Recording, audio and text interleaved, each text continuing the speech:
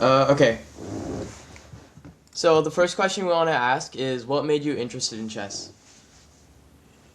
Yeah, so I started playing chess probably about like over 10 years ago.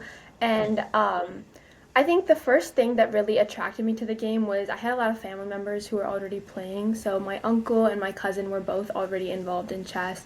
And so whenever I would go to visit, they would have so many like chess boards set out and positions set out. And I would always be really curious to like figure out like what it was. Like I didn't really know how any of the pieces even moved or anything worked. But I was really interested by like the whole concept of the game, and I've always been really interested in board games and things like that with my family. So I think that was really where I first got exposure to the game. And with so many resources that there are online for chess, I like kind of found myself deep diving into it, and like as like a 7 year old or a 6 year old, I was like finding a bunch of videos for kids to teach kids like beginners Mm-hmm. how to play chess. And I was really fascinated by the entire thing, so I kind of started like entering it myself, and then my parents really were really supportive with that, and they facilitated like finding me a coach and everything. So that's kind of how it started for me. Yeah, are any of your parents grandmasters or like masters of the game of chess? Yeah, so neither of my parents really are super into chess. They both know how the rules and how it works, but they've kind of learned more through me. But my uncle is 2000, and then my cousin, he's younger than me. He's a year younger than me. He's kind of the reason I got into chess. He has a title. He's a titled player, FIDE title. And he's working on getting his IM International Master title right now. So he's Wow. really, really high level. But yeah. So you're, would you say you're one of the best chess players in your family? My family for sure. I mean, between like my siblings and my parents probably, but obviously with my extended family, my uncle and my cousin are definitely Yeah, better yeah. than I am. Yeah, what do you think about online chess? It's like a very interesting subject because some kids, like it really brought chess to the kids of our new generation, but it's not as like good for formality and stuff like that, right? Yeah, for sure. I think chess has gained a lot of like, attention because of online chess, even like in high school and stuff. Like I've seen so many kids playing chess online like during class when they're supposed to be doing other things. But I think in terms of actually like, getting really good at the game and taking it to a competitive level, like in-person chess is definitely stronger with that. Playing Yeah. tournaments, it's like a whole different kind of experience that you get, and it's like you're not just playing against like a robot or some random person online. You're actually playing against real people, and it's a lot more engaging to like interact with like a live board with live pieces. But I think since that's not always feasible, tournaments cost money. They're not accessible everywhere. Online chess is a great option too. You can even play tournaments online, but you can kind of get that exposure and be able to train outside of like just playing tournaments, which not possible for everyone to do. But yeah, I think it's a great platform to get started. But if you're getting really into it, and if it's becoming a really big part of your life or Mm-hmm. something you really want to explore deeper, you definitely have to go towards that like more tournament in person approach. Yeah, I think me and Naya and Kalen all started playing chess from online chess actually. Yeah. And the first opening I actually learned was fried liver. I know. We were kind of Yeah, noobs at the time. a lot of the sources online will teach kids more of like those, like if you start earlier at least, it'll teach you more like those fun openings or those like really like the scholars may something where you can trap people quickly, and I think that's what gets people interested in it. But if you want to play like the long game, play more seriously, you definitely have to take it up a notch. So I think for me at least, like I that's when I started getting a coach, and they told me like don't play the scholars main, like that's not a good idea. Yeah. So yeah. Yeah. Just going back to the tournaments, would you say you've made like connections with other people at the tournaments and you've stayed connected? Yeah, for sure. I mean, it's obviously not a really common sport to play. So when you have that circle of people that you see at tournaments, those are the exact same people that you keep seeing at these tournaments. So I think there was a point in my life, not right now because of school and everything, but there was a point where I was playing tournaments almost every weekend, and I would see pretty much the same people there every single time. And a lot of times, like people are like the sportsmanship is really, really good when it comes to chess, and all these people like you can see someone who's like 3 years old playing a game or someone who's like 90 years old, but everyone is always like super into like after the game, going over the moves, analyzing it, and like, they'll get your number so they can like send you their like thoughts on the game and everything after they're going over it online. So it's like a community, and it's really helpful because instead of just playing against, like I mentioned before, like random people online, these people like they'll be like, hey, like you want to like come to like a local tournament or like just something at the library, and it helps you improve because it's like people around you who are pushing you to like become better at the game. But even through like there's a high school also situation where like they have like chess tournaments through the school, and again these like students are all like very similar to us, so they're around the same age and they're really interested in chess, and so you keep seeing those same people over and over again. So I've built some really strong connections through the game, people I've known for over 10 years now. And yeah, I would consider them some of my closest friends. So yeah, for sure, it definitely helps strengthen those connections. And then what age were you when you first played your first chess tournament, and how was it? Like, what were your feelings going into it? Yeah, like I mentioned, I started because of my cousin and my uncle, and so I was in Seattle when I played my first tournament, and I think, 7 years old, and actually maybe I was 6 or 7 years old, but sorry, but I was playing a Big Space tournament. for 6. That was an accident. I did not mean to say that. That's fine. That was it was like 4 rounds or something, and I had lost all 4 rounds, and it was on the last round, and at this point I didn't know what the scholar's mate was, so I got checkmated in 4 moves, and my uncle was really really upset about it. He was like these kids shouldn't be doing that. That's really immature and everything. So, but I wasn't really like I was so young that it wasn't like, oh, I was losing. I was just like really entertained by the game. I was having a lot of fun playing it. So I don't think I thought too much about like losing aspect of it. I think it became more of a serious thing like later on when I was taking the game more seriously, but at that point it was just a lot of fun to play, and I was learning so much from a bunch of people who were a lot older than me. And so I think that was my first experience. It was really like chill, low key. I didn't really think too much of it, but it was definitely a lot of fun. And so I think that's what kept me going after that.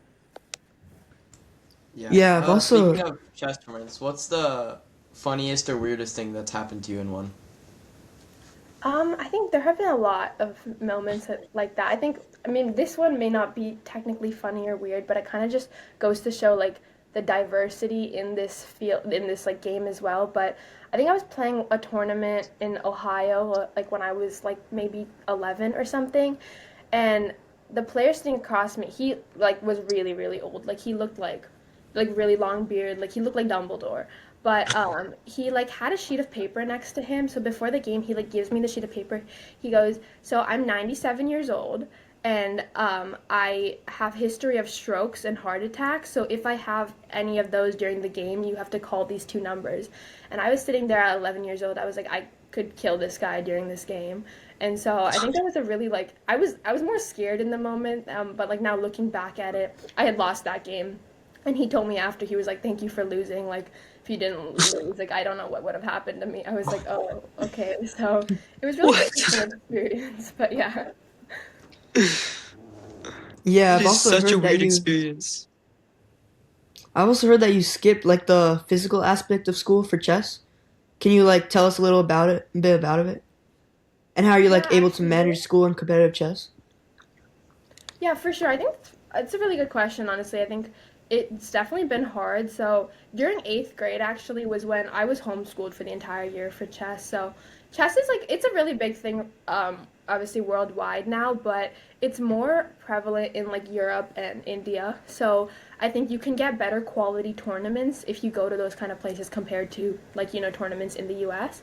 And so when I was getting to that level where I like wanted to go to the next level and take it farther, there's a different like rating system and a different whole like system if you play in India or Europe that's more competitive, and more impactful if you're trying to get to that next level.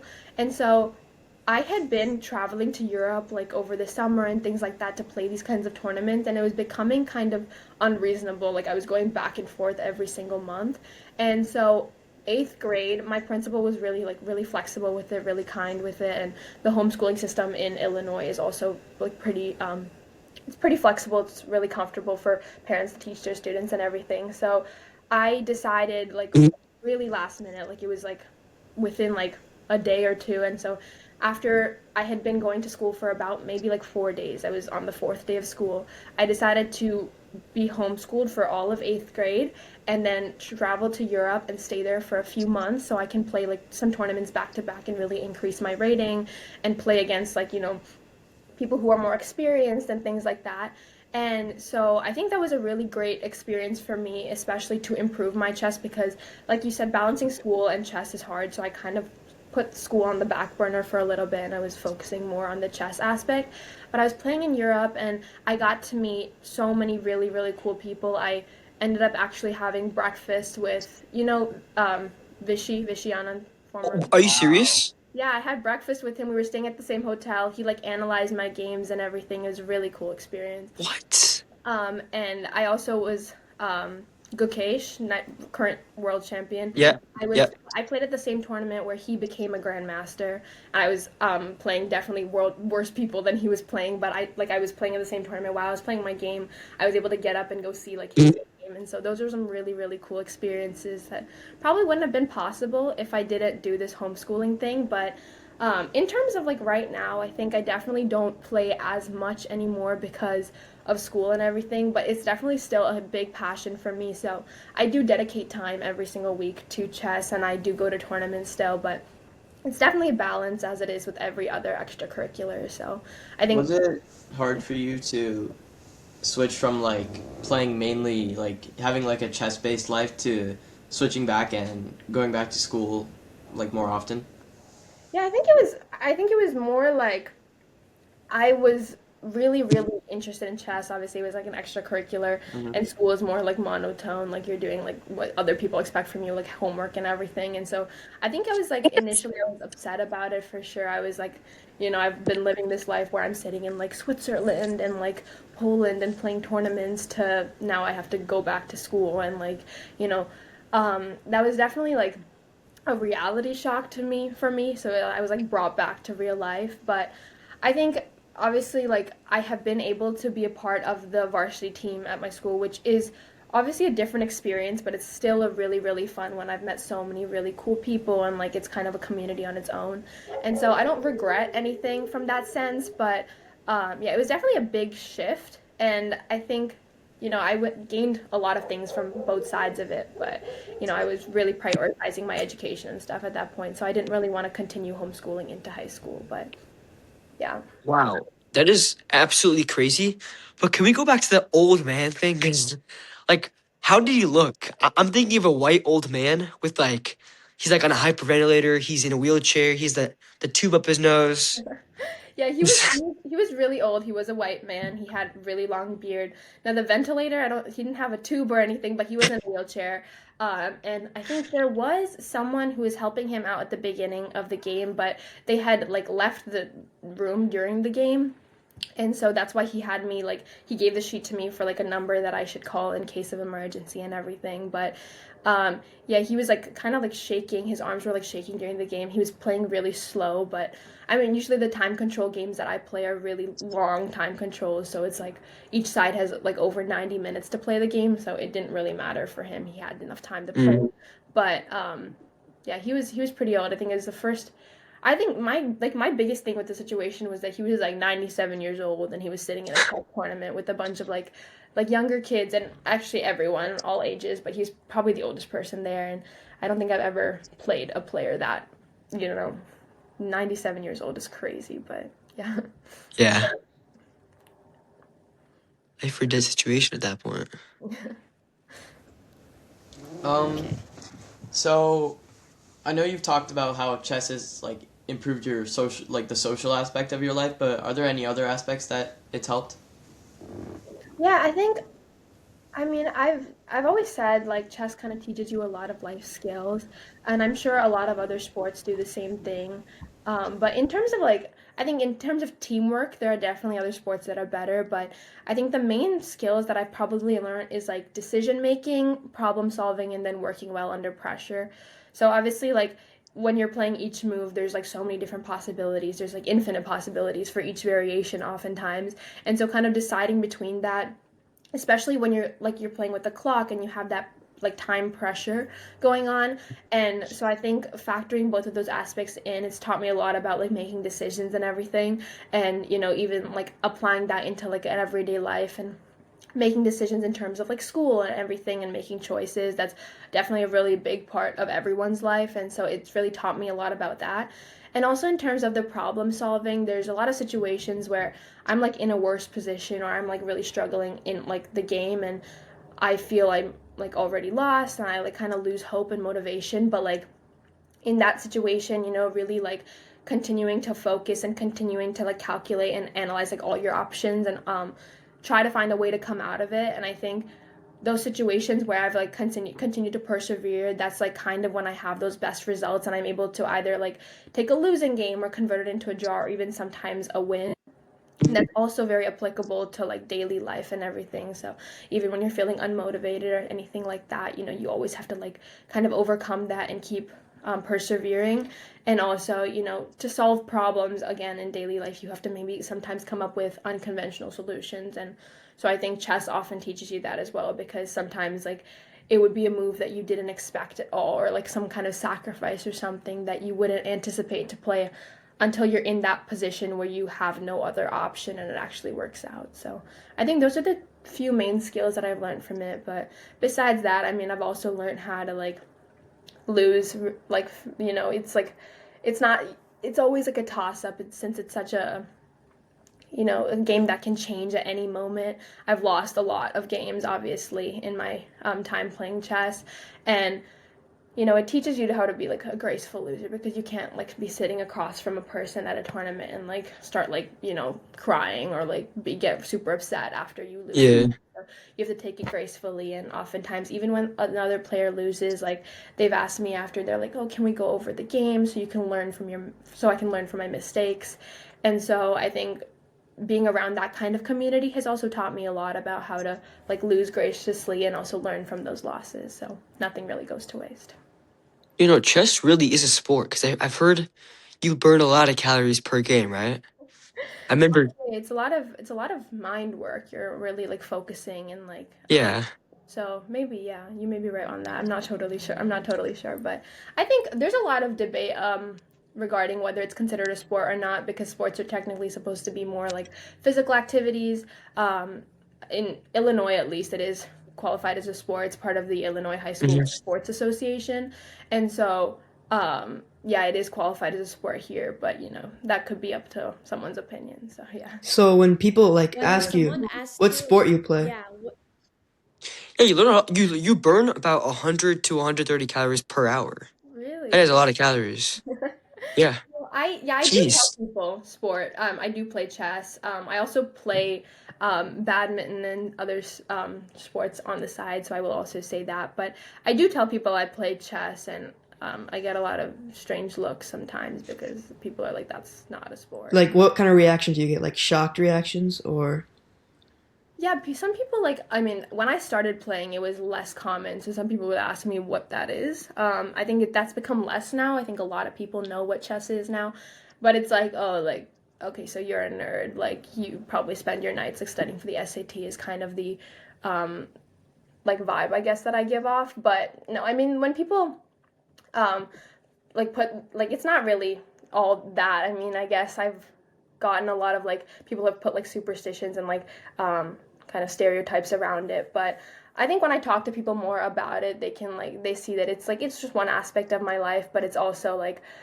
just as someone plays soccer or basketball, like that's kind of what it is to me. But yeah, I think it's also like uncommon for a girl to play chess, so it's like I haven't seen Mm. it, like, at least at my school, I'm the only girl on the team, and it's become a lot more through like in the past 10 years. But when I started, especially, there was like one or two girls in a tournament room full of, like, with like 200 people. So people are usually surprised, and also like they're also impressed by it. I think it has like a kind of like smart person connotation. So yeah, there's a lot of different ways you could look at it, but yeah. have you what would ever you say gotten like is your a experience as being the only girl? Like, have you ever wished that there were like other girls that you played with, or?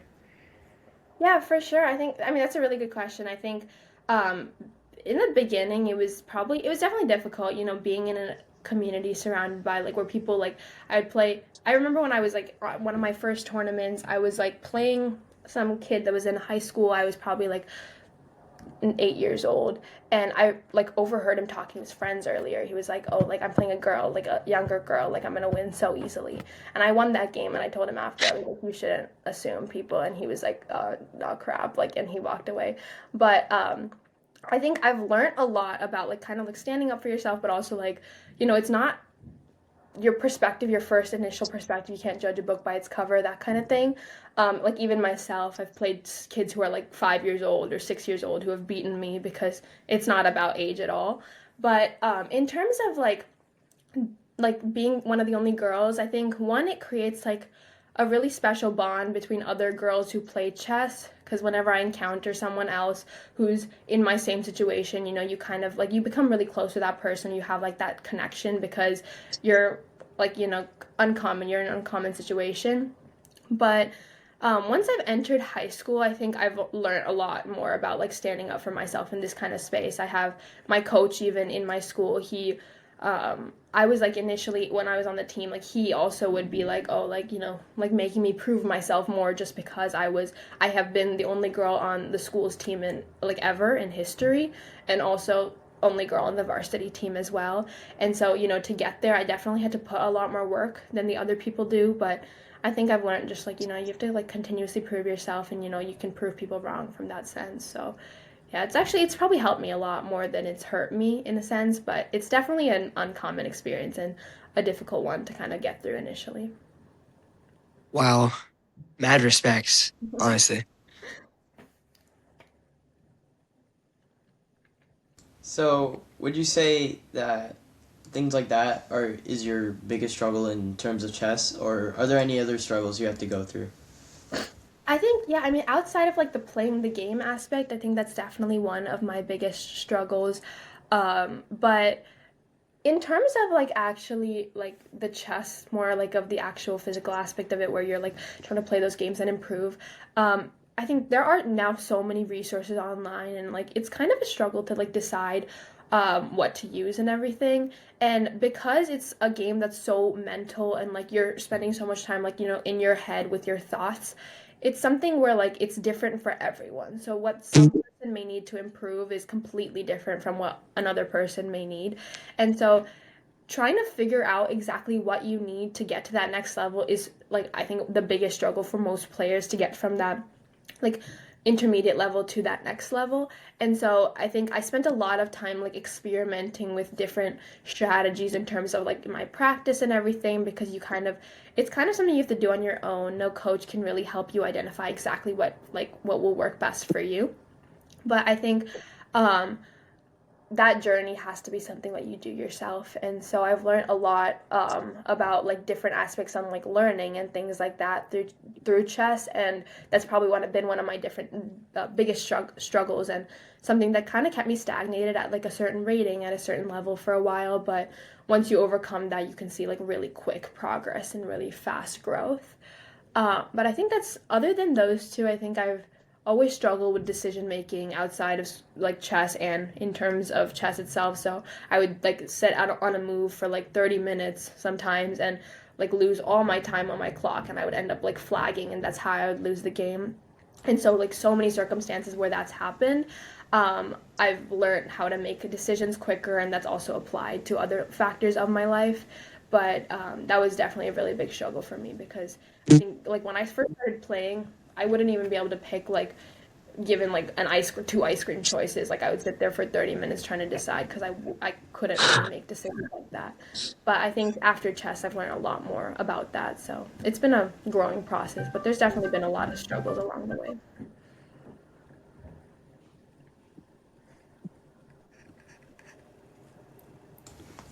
Yeah. So, what kind of decisions do you struggle with the most, like on the chessboard? Yeah, I think in terms of like specific decisions, it's usually regarding like a plan that I'm trying to come up with. So there's a lot of different ways that you can approach every situation. Sometimes you want to like attack a certain side, attack the king, or sometimes you want to play more defensively. And um, there's a lot of different factors that go into making that decision, and sometimes it's a lot harder than other times because there are no plans. I've been in a lot of situations where I feel like I can't do anything to make my position better. And so coming up with those like really unconventional approaches is usually what works best in those kind of situations, but it's definitely not as simple as like deciding which piece to move next, but like kind of which longitudinal plan to, work for, whether it's trying to like go to the end game faster and win through like a checkmate type of pattern, or stay in like a locked position and like use your pieces to attack the king like quicker. Like it really depends on the situation you're in, and I think that's what the hardest part of it is, because you kind of have to evaluate all those different like opportunities and approaches and really find that best one, because there's so many options in each position. So yeah. That's true. I'm just If you were a chess piece, what chess piece would you be and why? I think it would probably be the pawn, honestly. I think it's the one of the most like underappreciated pieces in a sense, but also like a lot of times when you get to that, like when you get to the end of the game, like promoting that pawn, converting that pawn into a queen is what will win you the game. And so I think in the beginning people don't really appreciate like the pawn as much, so you're having in that situation when you lose a pawn, it's fine, just 1 point, right? But I think it really represents something that like it grows into something like that will end up protecting the king the most and winning the game for you the most. So I think definitely the pawn. It's probably one of my favorite pieces as well. But besides that, obviously the queen is definitely the strongest piece that every girl would want to be. So yeah. what about the knight? The knight is very special to us. Really, why? Why is that? Well, you know our name, right? Our Yeah. nonprofit Why did name. you guys pick the knight? Knight's the future, because we believe every kid will become a knight one day when they keep playing chess with us. Oh, that's So nice. it's like really, I think the knight is really powerful as well, especially because it's one of the most like different pieces. It doesn't really have the capability of many of the other pieces, and it moves in a it's different way special. to jump over other pieces. Yeah, it's special. Um, but I think for me, actually, this may be upsetting to hear for you guys, but I prefer the bishop over the knight. I feel like it has a longer range Oh, of motion, but that's definitely in terms of preference. But no, yeah, the knight is definitely a really, really strong piece, and I think in certain situations, the knight is what, like, it can like fork pieces really strongly, and it has like interesting capabilities that no other piece possesses. But yeah, I think I would still probably pick the bishop over it. well, I'm just curious right now. Has any male or boy chess player, ever responded badly to whenever they lose to you? I'm just curious. I think when they've actually lost to me, I think that kind of humbles a lot of people, so they don't say anything at that point. But before, I have had a lot of responses to me where it's been like, oh, like I'm not gonna lose, like you're not gonna win to me just because you're a girl. Mm. I think the main situation where I've had negative responses after games is, I think probably with my chess coach at school. A lot of times he will take my wins as like like that was just luck. And so this was mainly freshman year. Now obviously things have changed, but he wouldn't really appreciate any of the wins that I would have. It would be more of like the other players having a bad day than you are actually at that level and you're capable of performing at that level.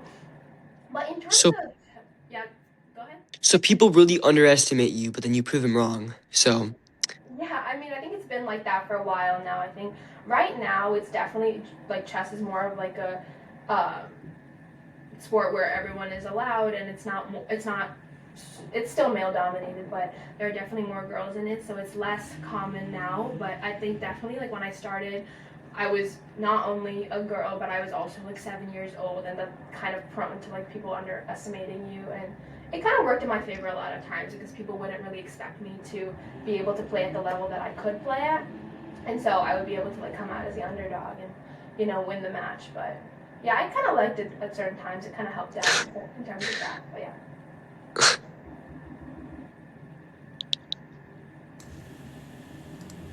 And then also, what advice would you give to young chess players, like who are just starting out?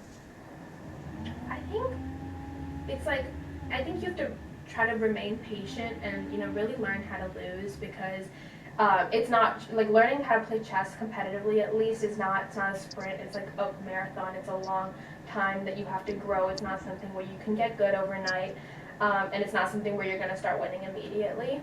But you kind of have to keep persevering past that, past all those losses, because those are what teaches you what you need to get to that next level. And so, kind of staying patient in terms of like your learning process and your growing process, because it is going to take time, and that's just something you have to accept, because a lot of kids expect like really, really fast progress immediately, and that's not going to be the case in most situations. And I think because they expect that fast progress, a lot of people, even me, I think, when they find resources online, they're looking for those like advanced resources from the get-go, things that like you would only recommend to like more experienced players. And I think the biggest important part of like learning how to play is nailing down those basics. I think until you're the rating of like at least like 1800, honestly, basics can take you really, really far. Even for me, I think I was around 1,000, and I thought I was past all that stuff, and I was like trying to get to the next level and experiment with more like complex tactics and stuff. But my parents gave me this checkmate puzzle book, so it was a really, really thick book. It was over 1,000 pages long, and all the puzzles in that book was just like mate in 1 and mate in 2 and mate in 3 puzzles, which are often the most simple things you can learn as a player. But after I completed the book, that was where I saw the biggest shift in my rating. I gained 300 points the tournament after I had completed that book. And so it was really something so simple that took me to that next level. So I think really focusing on like solidifying those basics and taking your time was probably the best thing for like that I would tell myself if I was just starting, or any other player just starting. Yeah, do those moves even work? Like openings like Scholar's Mate or something like that works like that?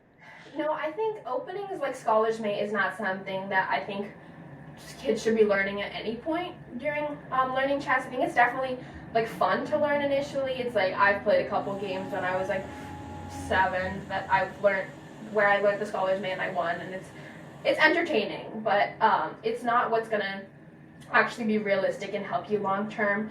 I've been playing the same opening for a while now. The Italian is probably one of the most common, but also the most solid opening, and it's not something where you're going to get an advantage immediately, but it's something that really, like, it will set you up well for the rest of the game.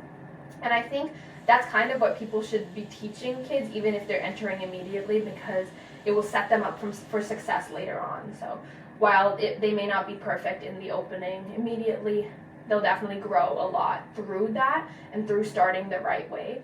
But I think things like the Scholar's Mate is what gets people interested in chess. So I'm not saying like don't start that way, because that's kind of what like lures kids into playing chess. But it's definitely not a sustainable way to play.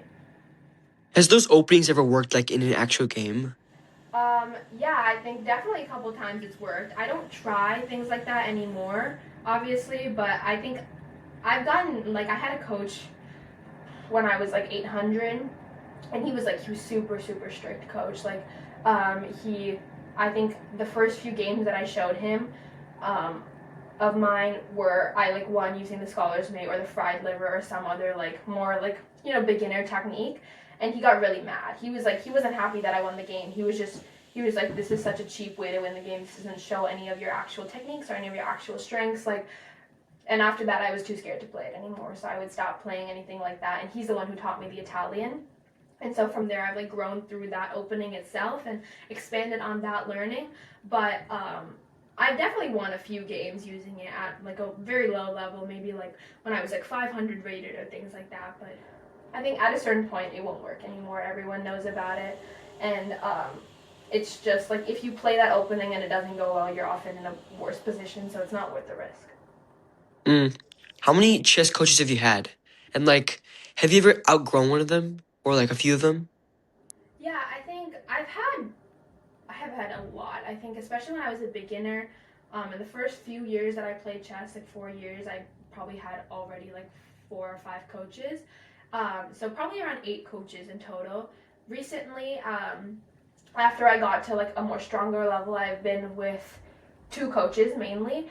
But I think in the beginning, it was like you don't need a grandmaster to coach you when you're like just starting out. So you kind of have those players who are more my coach initially was 1500. That was my first chess coach, and so obviously if I played him right now, I would beat him probably. So like that wouldn't be helpful for me right now. But I had been with him for a while just because he kind of like he made it more fun and more interesting, and for a young person like me, it was better that way to learn that way. And so I outgrew him, not from a sense of I could beat him at that point, but it was more like I was ready for something more serious. So that's when I kind of switched into something, a different coach.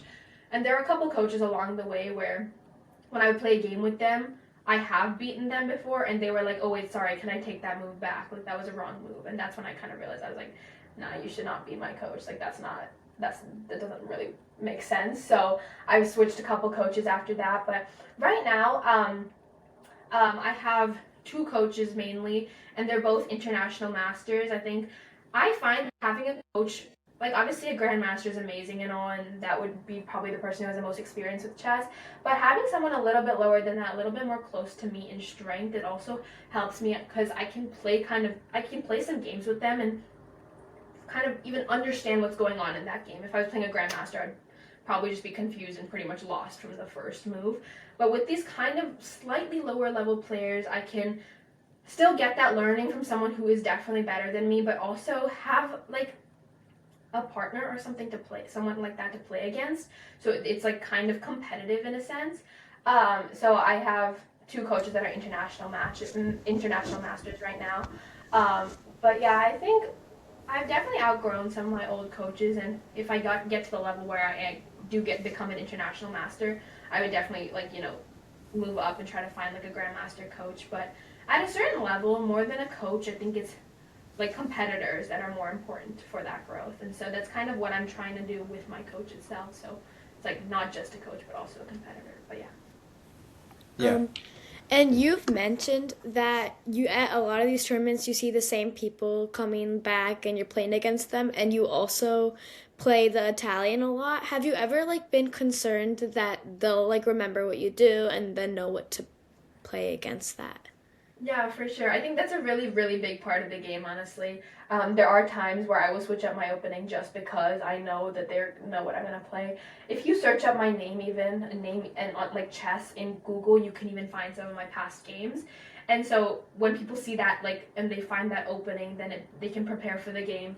And even I've done this a lot of times during my tournaments in Europe. So it's not just that 3 or 4 hours where I'm playing the game. It's also the whole night before where I'm searching up this person, pretty much doing deep stalking and trying to find their past openings, everything they've played, and prepare for that. And so I think when you get to that level where people can find your openings online, I do try to switch it up occasionally, kind of surprise my opponent in a sense.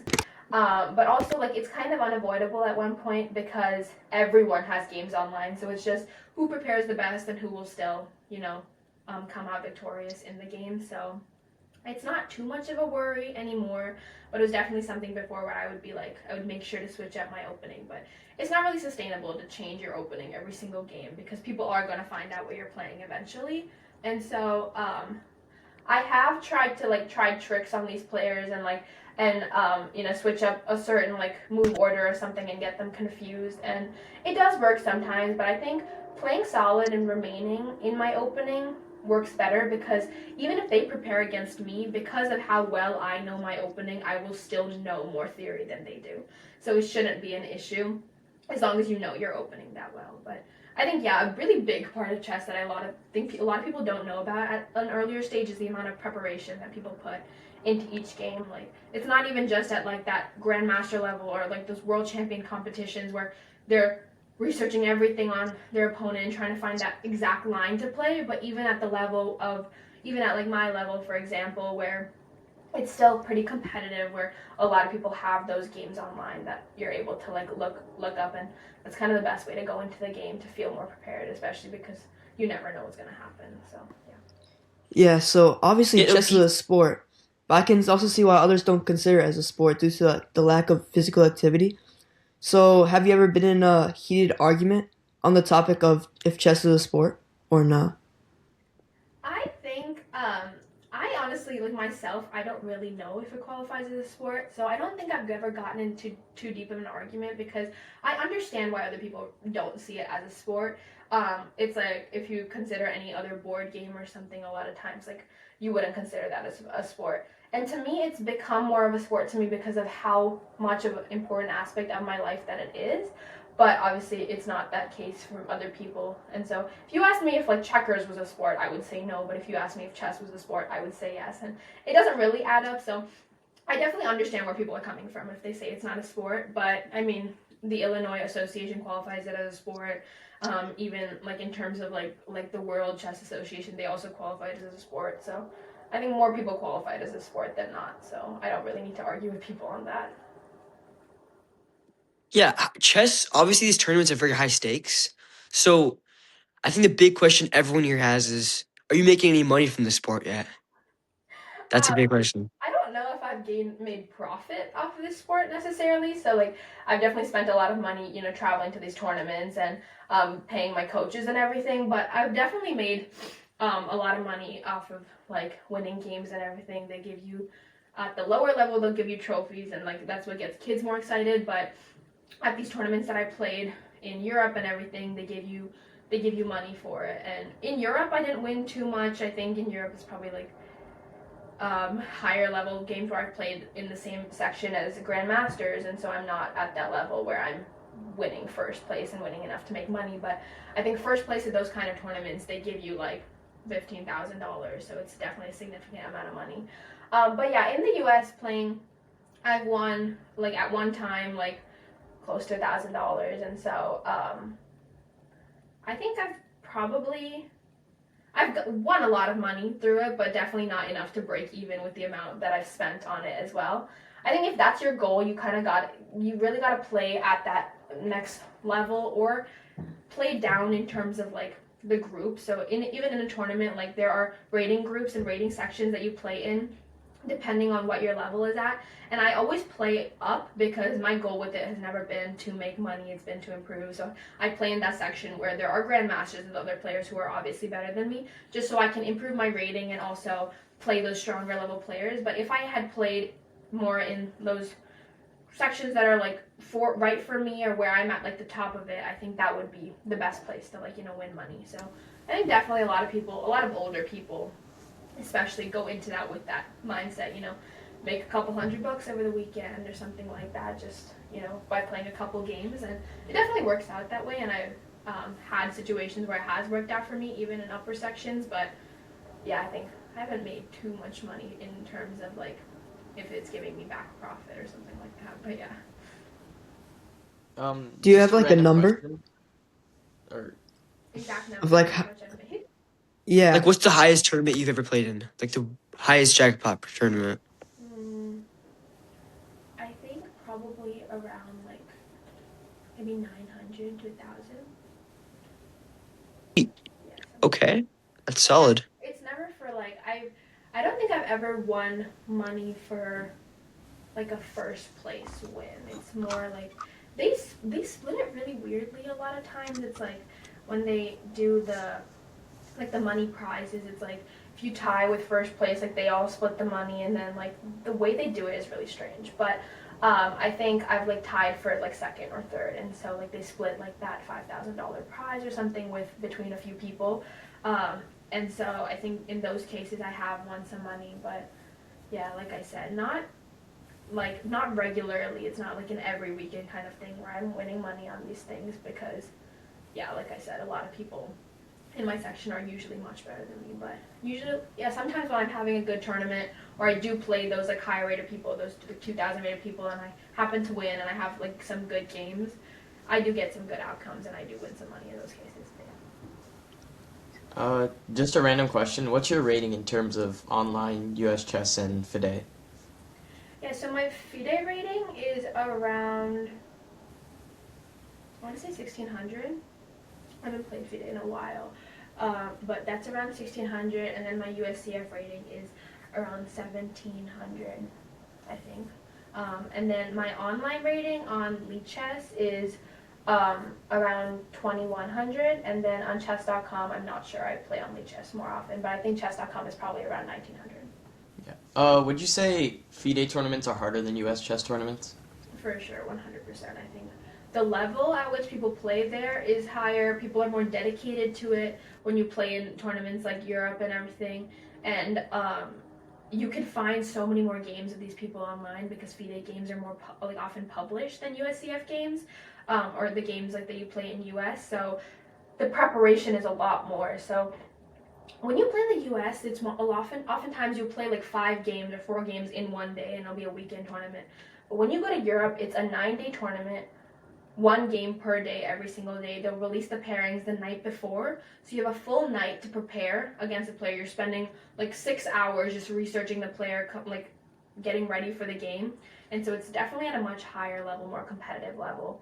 So yeah, I think the FIDE rating system is a lot more difficult to get higher in, but that is also the more real rating system, I guess. It's the one where if you get to that 1800 level, 2000 level, you can start competing for those titles and things like that. So yeah. So when you go to these tournaments in Europe and all these other places, have you ever like been sponsored, or is it all out of pocket? It's mainly out of pocket. I think the tournaments that are sponsored, I have played a couple in like North America, like Canada, and those are like they sponsor in terms of like in a certain age group. Like you'll play for a certain age group. You play for the like you'll represent the U.S. or something in terms of like girls from the age of like I don't know, like 10 to 16 or something. And so there are like lists out. So for my age group, I'm like among the top 30 girls in the US. And so they will look at those based off of those lists. They'll invite you to places. But in terms of like the FIDE rating system, they don't really do sponsorships unless you are a grandmaster, and they too don't get sponsored for this.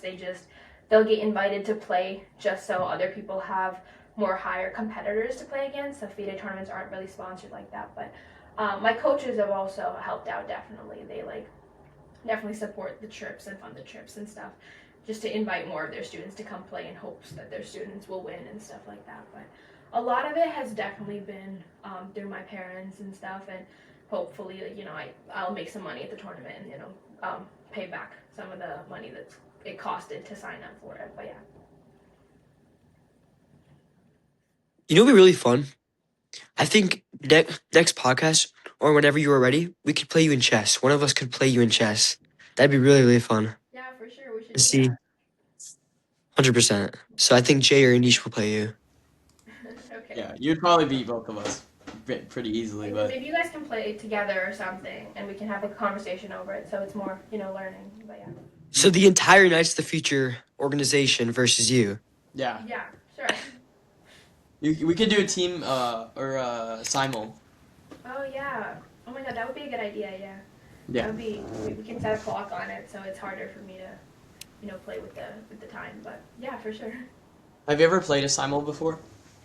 I have. I've been played multiple simuls on the other end of it, where I'm playing against a grandmaster who's playing like on 10 different boards.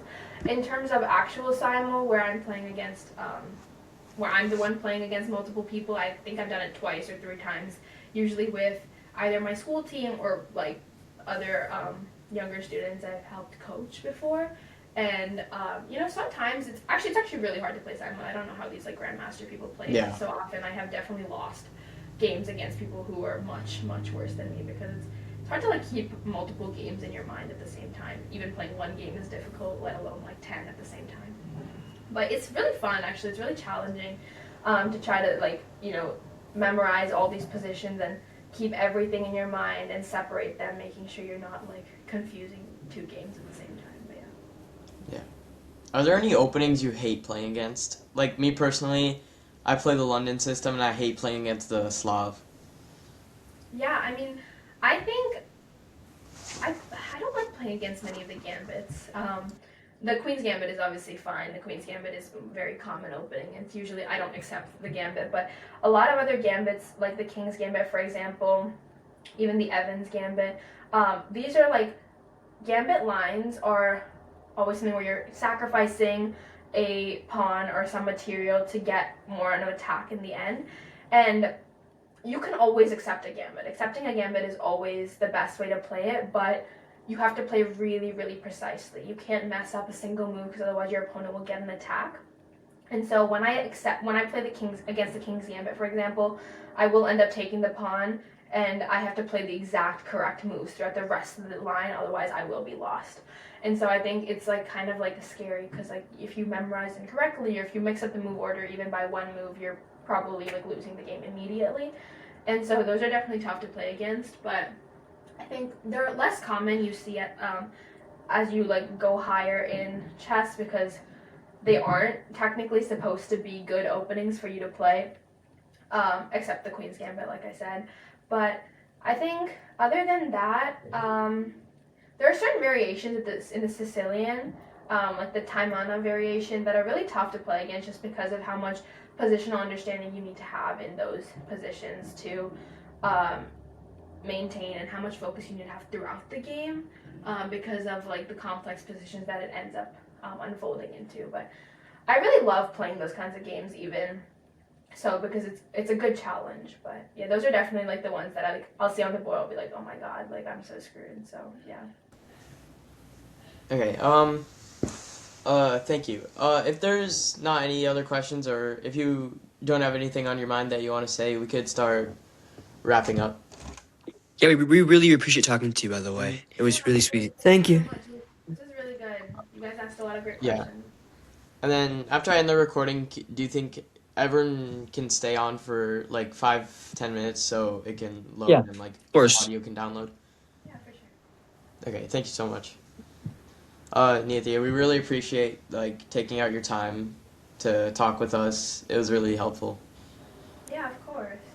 So what's your guys' goal for like your next like plan or something for your nonprofit? Do you guys have any upcoming events or things that you're planning to do? Yeah, we're actually gonna be running like 3 sessions simultaneously in different areas, in like different daycares, like kiddie academies, stuff like that. And we're trying to hire more volunteers. We're trying to get more outreach and just kind of expand it. Yeah, for sure. Yeah, I think we're really gonna lock on social media, and I think this podcast is really gonna help with that also.